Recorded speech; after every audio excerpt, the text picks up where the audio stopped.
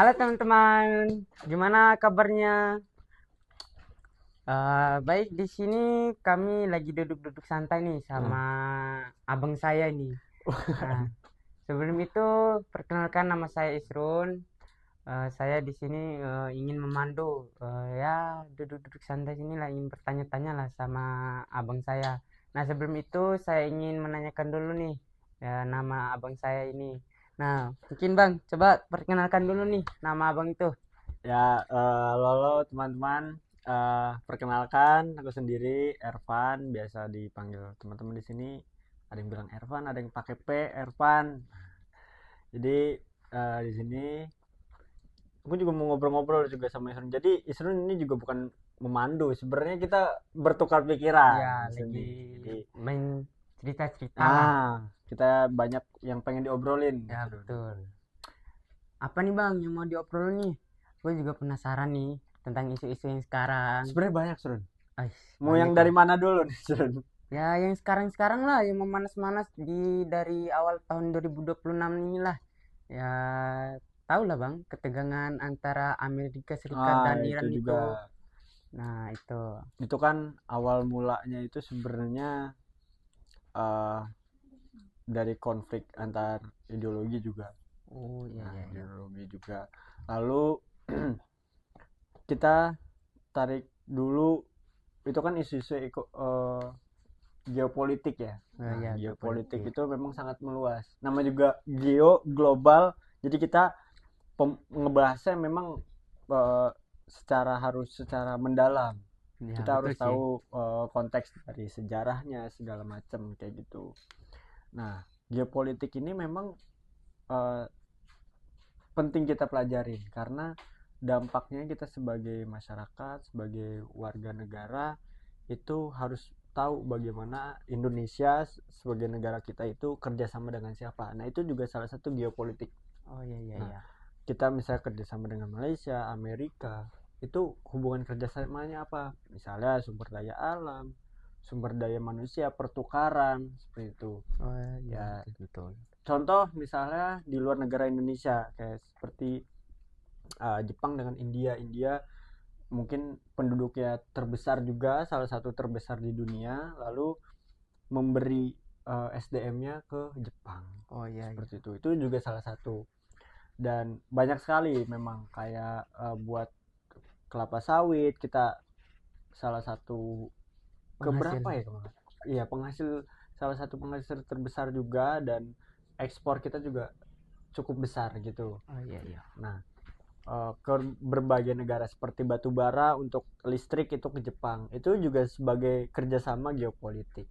Tapi dan itu ngarahnya kemana? Ngarahnya ke geopolitik, geoekonomi. Nah, dampaknya baik itu ke makro sampai hingga ke mikro. Tapi kita membahasnya mengenai makronya pasti.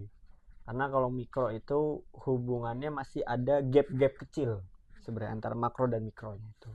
Gitu ya, Baik Bang, saya ingin ini Bang, mempertanyakan nih, semisal menurut Abang nih, bagaimana jika Perang Dunia Ketiga, kan istilah ada beberapa statement yang saya dengar, termasuk dari mantan Presiden RI Ah, itu sendiri, SBY, mantan Presiden yang keenam itu mengatakan bahwa waktu Perang Dunia yang sebelumnya itu mengapa bisa terjadinya perang dunia ya maka terjadilah yang saat seperti ini yang terjadi antar oh ya, ya. ketegangan-ketegangan Mm. maka terjadilah perang dunia kedua. Nah, setelah itu apa sih pandangan abang apabila benar-benar terjadi perang dunia ketiga ini? Wah, kalau bisa jangan sampai. Karena gini, Amin, amin. kalau bisa jangan sampai. Bahkan memang Indonesia ini salah satu negara yang tidak begitu sensitif terhadap eh, pergejolakan geopolitik, baik itu dari Amerika. Itu hal-hal kecil. Kita kesampingkan dulu mengenai perang dunia itu tadi, Oh, yang iya, iya. katanya ingin perang dunia dan segala macam Iran. Oke, oke. Nah, baik itu dari kita tuh mengenai ada kurs mata uang. Itu sangat penting. Nah, munculnya kurs mata uang itu dari mana? Sebegini. Jadi rupiah itu menguat dan melemah itu dari kita menggunakan rupiah. Orang asing menggunakan rupiah, banyak nih investor asing menggunakan rupiah, baik itu dari investasi, baik itu dari wisatawan, kan banyak Jogja. Nah, itu kan dia pasti menggunakan rupiah. Nah, itu kalau semakin banyak rupiah kita menguat. Tapi sekarang ini rupiah kita ini melemah. Nah, itu salah satunya dari geopolitik itu. Oh iya. Jadi kayak kurang trust, ada trustnya, kurang kepercayaan mengenai dari suatu negara. Ya kan? Banyak sekali contohnya kayak Zimbabwe pas itu. Ya kan? Yang inflasi besar. Itu. Nah, mata uangnya itu melemah, ya kan? Karena salah satunya tidak ada ketertarikan kepada Zimbabwe, baik itu investasi apapun itu. Nah, lalu itu dari situ aja sudah kena. Misalnya contoh tarif Trump di April 2025. Itu kan kita terkena 30-an persen ya, 36 atau berapa itu? 30-an persen. Ya lumayan. Ya. Nah, itu kan dampaknya banyak sekali. Contoh, Amerika itu negara konsumtif, yang dimana dia butuh yang namanya garment. Jadi kaos yang diproduksi di sana itu bahan-bahannya dari kita, sol sepatu, towel, segala macam itu dari sana. Dan itu berdampak karena ekspor kita nanti menurun dan banyak tarif-tarif hingga harganya yang dinaikkan ke sana menurun, dan minat terhadap konsumsi Amerika itu juga menurun. Jadi dia pasti produsen itu cari yang lebih murah untuk mengefisiensi waktu.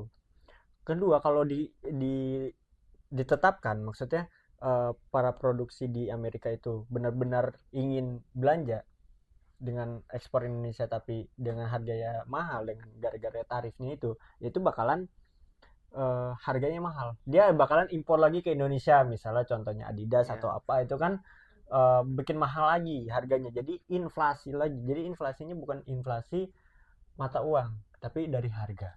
Nah, itu berpengaruh.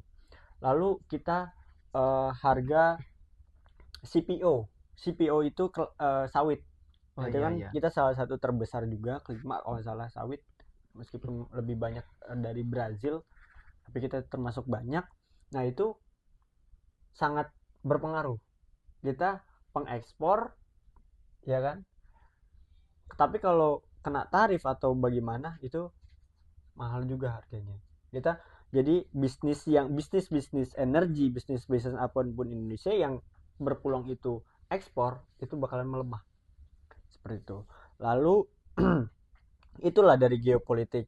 Itu cukup di Indonesia ini diambang batas antara sensitif dengan geopolitik dan tidak. Karena Indonesia ini negara non-blok. Ya, tidak jadi, berpihak lah. Nah, benar, tidak berpihak. Mungkin teman-teman yang belajar sejarah juga paham lah mengenai negara non-blok dan lain sebagainya. Nah, itu jadi antara di ambang batas, dia middle, di tengah-tengah. Tergantung kondisi kita. Tapi mengenai yang sekarang panas, perang Iran itu, jadi gini, Iran itu salah satu sumber produksi dari sumber daya alamnya itu minyak. Minyak. Sangat banyak, dia terbesar di dunia. Lalu dia mempunyai selat Hormuz. Nah, selat Hormuz itu bagaimana dia perdagangan, lintasnya perdagangan, baik itu dari Indonesia, dari Asia, itu sering dari situ melewati itu. Nah, di saat itu, sebelum kesini, di saat itu perang Iran di Mei di 2025 itu dia mengancam ingin tutup selat Hormuz. Itu kan pada panik semuanya, baik itu ekspor minyak, perdagangan itu pada naik, harga itu pada naik. Lalu harga pada naik, komoditas baik itu perak, emas itu naik. Nah, nanti itu kita bahas di belakang ya, mengenai itu. Siap. Nah, tapi itu naik. Lalu rupiah itu melemah. di situ. Di saat itu rupiah itu masih 15.000 per dolar ya, per $1. Tapi mau menaik ke 16.000. Tapi sekarang juga OTW ke 17.000. Ini cukup inflasinya sangat besar seperti itu. Nah, lalu bagaimana kita menanggapinya? Nah, menanggapinya kita harus ada stabilitas bagi negara itu, stabilitas keuangan. Tuh. Lalu itu kan secara kompleks. Balik lagi ke pertanyaan, bagaimana perang dunia? Perang dunia itu kita tidak begitu pengaruh, kita tuh middle.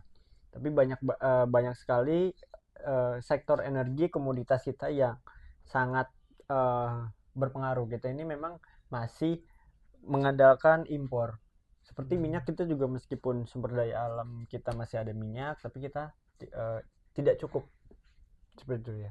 Tidak cukup untuk menjadi konsumsi di masyarakat. Baik itu BBM, itu aftur kayak pesawat seperti itu. Selain dari minyak yang diimpor itu apalagi sih bang? Aku juga kurang tahu nih, kan cuman tahu minyak lah, kan itu sudah menjadi kebutuhan pokok kita kan. Ya, Nah selain dari minyak itu apalagi sih yang kita impor dari luar negeri, selain dari contoh kayak bahan-bahan makanan lah? kalau bahan makanan itu pasti gandum. Oh gandum. Gandum kita masih ini. Lalu beras beberapa, misalnya kan ada tipe beras yang skalanya itu buat masyarakat umum kayak di Bulog segala macam, ada yang memang buat khusus di restoran. Itu kan yang buat restoran itu restoran Jepang itu kan butuh juga beras-beras dari Jepang, dari Vietnam. Tapi alhamdulillah ini dukungan, salah satu positif juga dari pemerintah bahwa beras itu distabilkan. Jadi kita hingga menurun harga hingga menurun ekspor kita. Impor kita menurun. Iya. Jadi kita mempunyai produksi sendiri, bahkan ingin kita bahkan targetnya buat ekspor itu beras. Oh berarti menggunakan beras-beras lokal lah, tidak Ya, terlalu mengandalkan secara impor. data meningkat. Oh iya. Secara data itu meningkat bahwa kita tidak menurunnya impor, tapi kita juga banyaknya gapnya tuh bukan gap ya, itu secara datanya tuh realistis, nggak ada gap seperti itu. Nah itu kan berdampak juga kalau ada perang dunia juga, Iya, betul terus sih. energi, lalu abis itu minyak, harga segala macam, dan bisnis ya ingat ya, bisnis itu juga berdampak kalau ada perang dunia ketiga, karena itu ganggu sekali stabilitas ekonomi. Nah, supply chain, nah gitu, supply chain itu rantai pasok. Oh iya. Sama satu lagi bang, kan saya lihat tadi bahwa kalau misalnya perang dunia terjadi, itu bisa juga berdampak ke masyarakat sosial, kayak pengangguran, tingkatnya pengangguran gitu. Itu emang benar ya bang? Kalau bisa berdampak sampai ke pengangguran Oh yang ada di jelas, Indonesia. karena gini, pengangguran itu kan pasti orang banyak bekerja di situ, Iya. ya kan.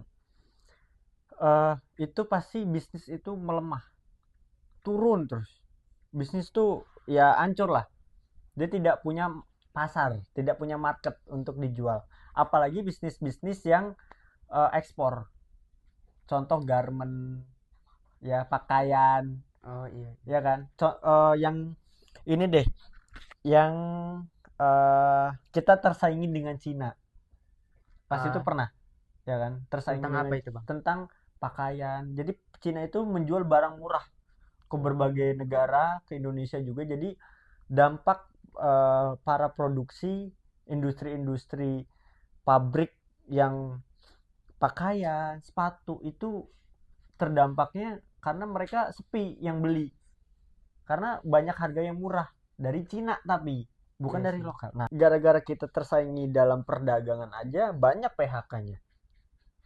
Sampai sebegitu Ya, ininya ya. dan didukung juga daya beli masyarakat pada Februari 2025 itu sangat menurun. Kita itu mengalami deflasi saat itu 0,1. minus, inflasi kita minus. Tapi itu bukan hal yang buruk, itu hal yang baik. Iya sih. Sorry, itu hal yang buruk jadinya. Sama tadi Bang, kan tadi Abang bilang kalau Cina itu mengimpor kayak pakaian Mm-mm. yang harganya lebih murah ya Ya, ketimbang mengekspor. barang lokal. Iya. Nah, saya ingin ini Bang, menambahkan lah mengapa eh, masyarakat Indonesia itu lebih memilih barang yang diimpor dari Cina karena kualitas barang yang diproduksi dalam negeri seperti barang lokal itu juga menurut saya itu lebih apa ya, lebih bagus kualitas yang diimpor dari luar negeri Bang. Oh. Sebagiannya ya, nggak semuanya sih, kayak apa sih, barang-barang kosmetik lah atau alat-alat masak gitu kan. Oh ya, itu Nah juga tuh. ya, nah itu kan Bahkan kebanyak gelas kayak gini aja. ya, kan itu kan kebanyakan impor dari luar ya Bang. Nah itu yang saya tahu mengapa kebanyakan kita lebih memilih impor dari luar negeri. Ya, ada kualitas. Ya ada Nah, kualitasnya. kualitas dan murah. Ya sih, murah Ya. juga. Tetapi di titik di sini itu adalah karena murah. Harganya murah. Ada beberapa platform yang dimana itu tuh barang semua dari Cina. Bahkan harga gelas aja, bukan gelas ya. Pas itu harga sikat gigi. Jadi paketan buat travel tahu. Jadi Oh sikat iya gigi ya. odol kecil, jadi ini itu aja murah. Itu aja dijualnya aja 10.000. Siapa itu nggak yang mau beli? Pasti ada yang mau beli dong, Iya banyak ya. yang mau beli dong. 10.000 siapa sih Iya, yang baju aja ini? murah dengan kualitasnya bagus gitu kan. Iya betul Nah, betul. itu udah bagus, murah. Nah, jadi itu menghantam para UMKM juga. Apalagi sama industri yang udah makro, yang udah PT, tapi dia punya banyak ratusan sampai ribuan karyawan. Itu kan berdampak juga. Iya betul Dan betul. stabilitas ekonominya berkurang, dan eh, daya belinya menurun. Seperti itu. Dan itu aja, hal kecil aja jadi berdampak kemana-mana. Apalagi sampai perang dunia ketiga segala macam. Bahkan mengenai sentimen aja itu kadang-kadang Trump baru ngomong ini, presiden bakalan mau perang, itu aja udah harga itu udah bergejolak. Jadi teman-teman yang mau lihat harga barang komoditas itu banyak beberapa platform seperti trading ekonomi, trading view sama investing.com, itu banyak sekali. Dan sebenarnya tanpa download juga bisa. Jadi teman-teman kalau mau lihat harga komoditas bisa dari internet juga bisa. Jadi itu harus disamakan seperti itu sampai melihat bagaimana kondisi. Dan sentimen-sentimen pun juga baru, misalnya kayak kemarin ingin ada perang dengan Iran, Trump, atau dengan penangkapan Presiden New Zealand, itu Oh juga iya bisa. iya. Itu kan juga sensitif ya. Jadi Ya betul. harga barang tergejolak. Jadi yang pengguna komoditas itu kan jadi takut, ya. Nah, seperti itu. Nah, sebenarnya ini kita ngobrol ada ngalor ngidul gitu. Iya. Ngalir terus. Iya sih ya, mengalir-mengalir lah kayak air. Nggak apa-apa Mungkin ya. ya. Jadi kan ngobrol santai kan ini. Iya iya iya. Jadi nggak khusus ke Iran sama itu Ya juga, nggak tapi usah. kita ngelihat dari sisi market atau kondisi sebelumnya. Ya Hal-hal betul. kecil yang dimana ini kan sebenarnya Iran USA ini kan udah hal besar, tapi kita melihat juga hal-hal kecil lain sebelumnya. Nah, lalu emang kondisi Iran USA itu sekarang gimana, Isri? Aduh, kait ketegangan ini itu kan ada beberapa eskalasi militer dan ancaman langsung ya. Wah, sampai mengancam gitu ya? Ya dari pihak Amerikanya, yang dimana pada Januari 2026, Januari kemarin itu eh, Donald Trump itu menyerahkan kapal-kapal lautnya, armada laut lah, Kemana itu? ke perairan dekat perairan Iran sebagai tekanan terhadap Iran Oh. gitu. Nah, bagaimana tuh menurut Abang dengan tindakan Amerika ini mengerahkan apa armada lautnya, bahkan kapal perang Abraham Lincoln-nya itu juga dikerahkan oleh eh, Amerika ini. Memang kalau buat Trump ini cukup apa ya? Dari ngelihat kasus tarik eh, apa pajak dinaikin, pajak Iya, tarif perdagangan kemarin yang Februari 2002 2025 itu dinaikin. Memang ini dari awal sendiri Trump ini cukup konotasinya rada gila ya, kejam lah. kejam Eh, mengenai hal parah parah. itu. Itu kebijakan-kebijakan memang ada beberapa kebijakan di sebelum yang periode awal itu juga cukup mengerikan. Tapi selain itu banyak lagi dong mengenai USA Iya, sama iya. Nah, Iran itu. selain itu juga Trump kan mengultimatum kepada Mm-mm. Iran kan. Oh iya. Nah, itu dia kayak memberikan tenggang waktu lah kepada Iran. Dia ini lebih memilih damai atau gimana. Nah, Iran itu dia apa ya, kayak dia ini tidak bisa digertak lah, tidak bisa diancam begitu saja. Jadi Iran itu menolak lah istilahnya kayak damai atau inilah. Kan mereka kan Maunya perang, perang, perang ya gitu. bukan maunya perang, kan mereka ini kan terancam lah kan dengan Iya. adanya tadi pengerahan kapal kan. Jadi mereka ini ya kayak bertahan lah kayak gitu. Nah, setelah itu eh, Iran juga itu merespon merespon dan memberikan kesiagaan lah. Hmm. Nah, terus itu eh, pemimpin tertinggi Iran ini Ayatullah Ali ini itu memberi respon lah siap siaga. Nah, memperingatkan pada tanggal berapa, tanggal 1 Februari tahun 2026 Oh bahwa kemarin berarti. oh iya iya baru baru Nah. isunya yang sekarang-sekarang ini Oh lah. iya. Heeh. Nah, bahwa setiap agresi AS itu akan memicu perang. Nah, memicu perang yang skala regionalnya besar-besaran lah, Hmm. sangat besar gitu. Jadi dia itu memberi respon lah tadi kayak pertahanan tadi. Nah, setelah itu eh, apa ya, sinyal diplomatik di tengah krisisnya ketegangan ini, di tengah ketegangan ini Iran itu memberi target personal kepada AS, target personal, bahwa Teheran menegaskan bahwa seluruh personal militer AS di kawasan tersebut merupakan target sah jika serangan itu dimulai. Uh, Semisal AS ini memulai perang, memulai serangan, maka pangkalan-pangkalan udara yang ada di Timur Tengah seperti di negara-negara Arab kayak di Arab, di Uni Emirat Arab Hmm. dan yang lain-lainnya itu akan diserang balik apabila Amerika itu melakukan serangan kepada Iran. Nah, pangkalan-pangkalannya ini akan menjadi target penyerangan Iran.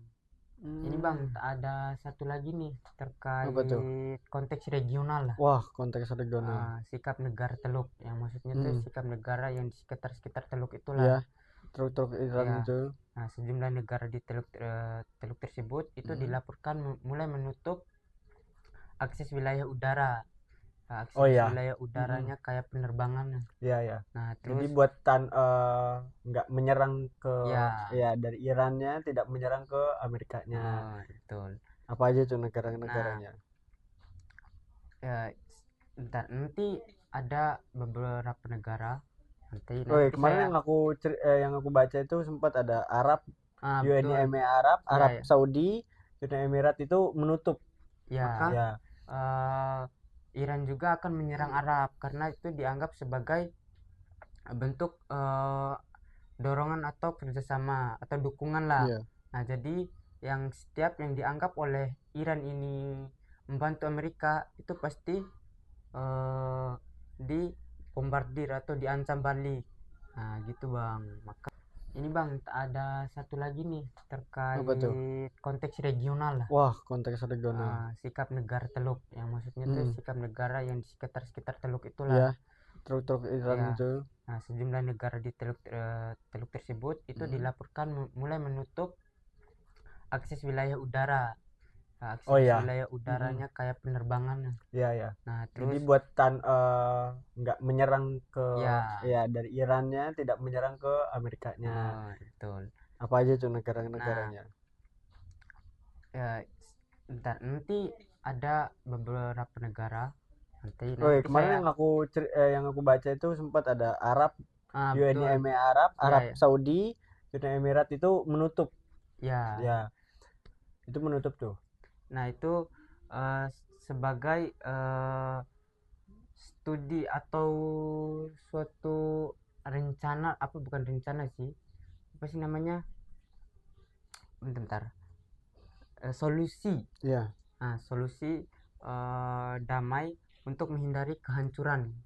Nah, stabilitas ekonomi kawasan maksudnya tuh agar tidak terjadinya peperangan tadi. Jadi mereka tidak mau ikut campur dengan selain itu, kalau semisal mereka ikut campur kan pasti mereka itu menjadi sasaran juga kan, kayak ancaman dari dua pihak ini. Semisal mereka ini mau berpihak dengan, semisal contoh Arab kan bekerja sama dengan Amerika. Nah, semisal Arab ini membantu Amerika, maka uh, Iran juga akan menyerang Arab karena itu dianggap sebagai bentuk dorongan atau kerjasama atau dukungan lah. Iya. Nah, jadi yang setiap yang dianggap oleh Iran ini membantu Amerika itu pasti dibombardir atau diancam balik. Nah, gitu Bang. Maka dari itu mereka itu tidak berani untuk memberi akses kepada Amerika. Sebagai selain dari itu, ya sebagai solusi damai lah,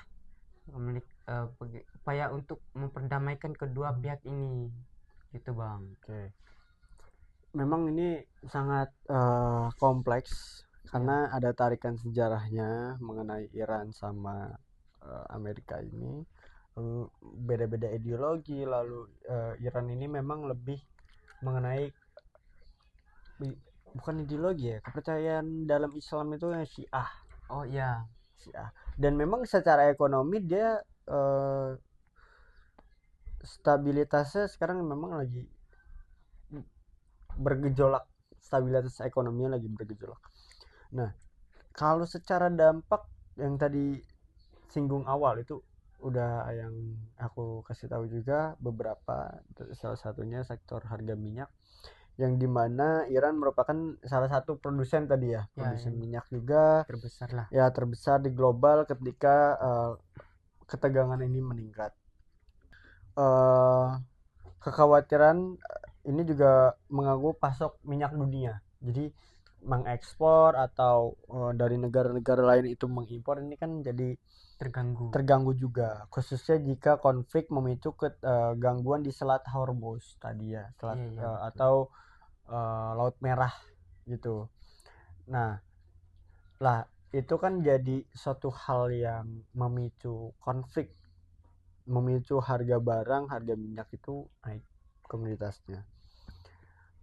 Itu kan selat perdagangan negara dunia, itu salah satunya di Selat Hormuz, dan itu di daerah perairan atau selatnya Iran ya. Kenaikan harga minyak juga tersebut meningkatkan biaya transportasi produksi. Jadi ya peranggapan kecil lah, minyak kita ini masih perlu minyak bensin, Isrun ke tempat sini atau ke pulang ke rumah itu kan perlu BBM. Nah, semakin BBM-nya itu naik, otomatis harga transportasi Isrun yang keluarkan itu naik. Ya betul sih, sewanya lah gitu. Apalagi misal kayak minta kirimin barang, ya betul, ongkirnya pasti gede seperti itu. Yang kedua, ketegangan Iran ini jadi stabilitas keuangan internasional. Jadi menariknya pasar modal. Di dunia pasar modal itu investor yang ke Indonesia atau berbagai negara itu takut dengan adanya uangnya dengan kondisi pergejolakan. Otomatis keuangan itu pada larinya ke emas. Makanya sekarang harga emas itu naik kan. Oh iya, Sampai per gram itu khusus antamnya itu aja 3 juta. iya kemarin itu sempat sempat keluar berita bahwa Ah, antam itu udah lumayan mahal lah per gramnya ya. itu sebutannya biasanya all time high. Jadi harga yang puncak harga baru terbarunya seperti itu. Jadi perlu adanya hedging atau lindung nilai seperti itu. Oh iya. Jadi pada takut lah, anggapnya masuk ke bisnis energi, bisnis minyak, Isrun ke negara Amerika takut karena harganya pasti mahal, nanti bisnisnya turun gitu kan. Otomatis menyiapkan duitnya itu ke emas. Itu rata-rata investasi. Itu hal-hal basic ekonomi seperti itu karena memicu bahwa harganya itu melindungi nilai para investor gitu. Lalu perdagangan internasional dan rantai pasok atau tadi yang aku disebutin di awal-awal itu supply chain, itu rantai pasok itu juga terganggu. Mengenai impor ekspor itu kan termasuk rantai pasok dari material hingga ke produsen hingga ke konsumen seperti itu. Lalu dampak lanjutan mengenai perlambatan pertumbuhan ekonomi global dari negara-negara pengimpor, ekspor itu juga terganggu. Lalu negara berkembang seperti Indonesia rentan berdampak. Ini rentan berdampak juga ketergantungan impor minyak ya. Neraca perdagangan beresiko defisit. Defisit itu pengeluaran lebih banyak tapi pendapatannya dikit. Ya gitu. Saya ini sama ini Bang, kan tadi berdampak pada impor ya. Nah, pertanyaan saya itu bisa berdampak nggak bagi kita yang mengekspor barang ke luar negeri? Ya Kayak itu juga. pasti berdampak kan. Nah, itu kalau dampaknya itu di bagian mana sih yang kita ekspor, kayak selain yang apa aja ya yang dampaknya, barang-barang yang tidak bisa inilah kita ekspor keluar karena adanya ketegangan ini. Menurutku kemungkinan kecil itu nggak ada. Nah itu kayak sawit itu juga berpengaruh. Sebenarnya berdampak itu otomatis kepada minyak sih, komoditas minyaknya itu. Oh iya. Minyak yang dimana harga itu sangat terganggu di situ. Nah sebenarnya dampaknya cuma itu, sama nilai tukar kita semakin menaik. Nah itu sih. Mungkin itulah ngobrol-ngobrol santai dari kami bersama Bang Irfan. Nah, kalau misalnya ada yang mau ditambahkan atau ada yang mau dibahas lagi, mungkin ada saran dari teman-teman, boleh komen di bawah. Nah, mungkin itu saja. See you next time teman-teman. Ya, wassalamualaikum warahmatullahi wabarakatuh. Wabarakatuh.